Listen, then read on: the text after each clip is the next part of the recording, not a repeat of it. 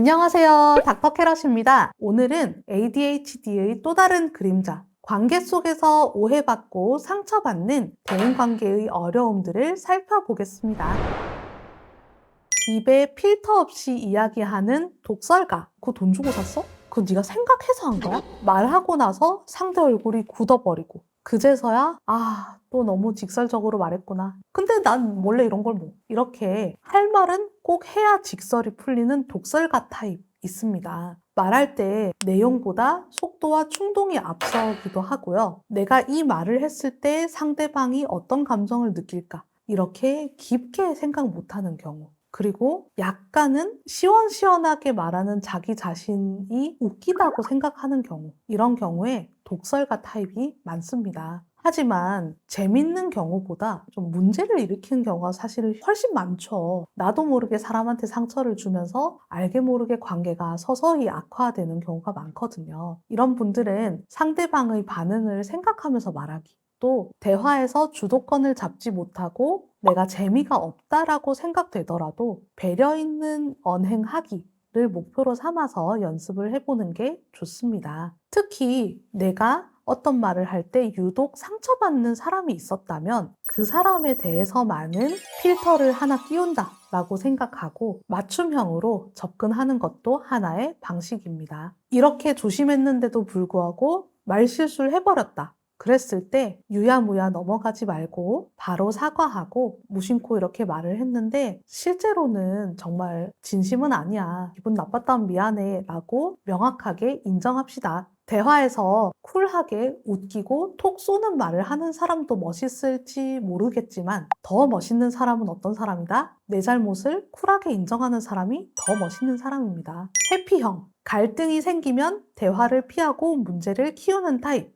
미안하다고 말해야 되는데 화내는 게 귀찮기도 하고 그냥 일십했어요. 이 사람이 화가 났는데 내가 사과를 해도 계속 화낼 게 눈에 보여서 그냥 화가 가라앉을 때까지 피해 있는 게 낫겠다고 생각했어요. ADHD 분들 중에서 갈등 상황에서 너무나 감정적인 긴장도가 높아지면서 회피해버리는 경우가 있는데 이게 그냥 회피하는 게 아니라 약간의 충동성이 동반된 회피라고 생각하시면 됩니다. 갈등 상황 좋아하는 사람 아무도 없죠? 갈등 상황에서 현명하게 대처할 수 있는 사람? 그런 사람들은 또 적을 거예요. 그렇기 때문에 갈등을 겪을 때 회피하는 모든 사람들이 다 ADHD라는 것은 아닌데요. 누가 봐도 이때는 회피하면 더 큰 문제가 생긴다 라는 상황에서조차 어떡하지? 일단 자자. 뒷일을 생각하지 않고 회피해버리는 패턴이 있다면 그분은 ADHD일 가능성이 있습니다. 그냥 피하고 싶어지는 마음이야 이해하지만 모든 상황을 다 피할 수가 없잖아요. 특히 문제가 더 커질 것 같은 상황일 때는 두렵더라도 용기를 내야 되는 거죠.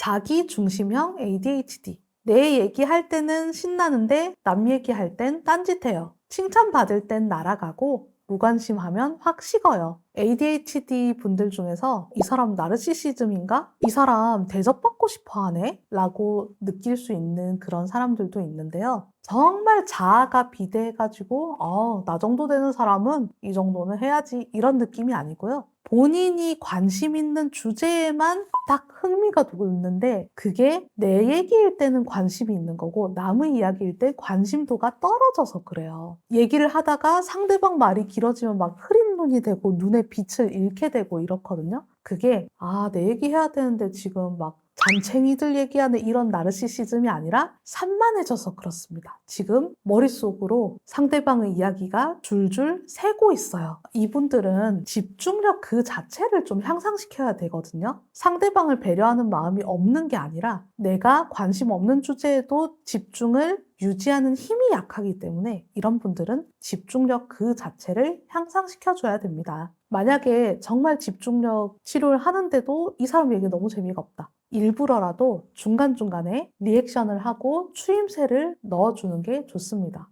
진짜요?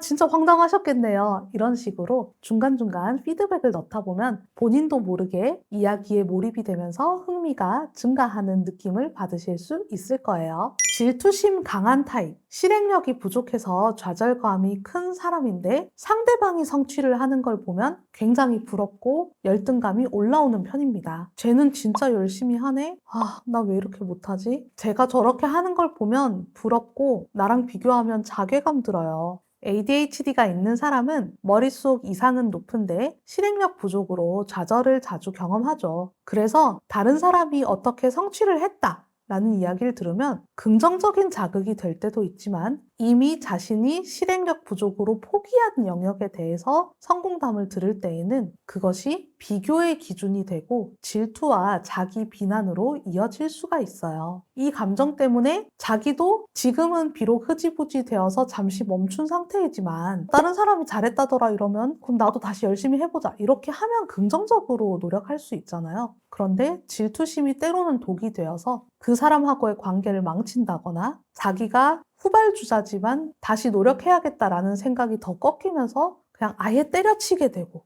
본인도 괴롭게 되는 경우가 종종 발생합니다. 이런 분들은 정말 또 안타깝죠. 또 자기도 열심히 하면 될 텐데 이미 망했다라는 생각 때문에 또 더 안 하게 되는 경우가 많거든요. 남들을 보면서 질투를 느낄 때 내가 좌절을 느끼고 있구나. 하지만 나도 할 수 있어 라면서 셀프로 긍정적인 멘트를 해주고 자기 자신을 설득해주면 좋을 것 같아요. 그리고 꼭 명심해야 할 것은 비교 대상은 남이 아니라 어제의 나라는 거죠. 나만의 성취가 이뤄질 수 있도록 나의 목표를 다시 세우고 내 성취를 따라갈 수 있는 추적표를 만들어서 시각화한다면 도움이 될 수 있습니다. 그런데 요새는 인스타 켜면은 너무 잘나고 멋진 사람들, 성공한 사람들 많이 나오죠? 이럴 경우에는 SNS 사용을 줄이고 실제 생활에 집중하는 것도 좋은 방법입니다. 설명하기 귀찮아서 둘러대다가 일 키우는 거짓말쟁이. 솔직히 여자친구가 좀 오해할 만한 상황이었거든요? 근데 또 혼나고 또 설명하는 거 귀찮아서 그냥 거짓말 했어요. 거짓말 한 거 알고 여친이 더 화냈는데 화난 얼굴을 떠올리면 거짓말 하게 되는 거 있죠.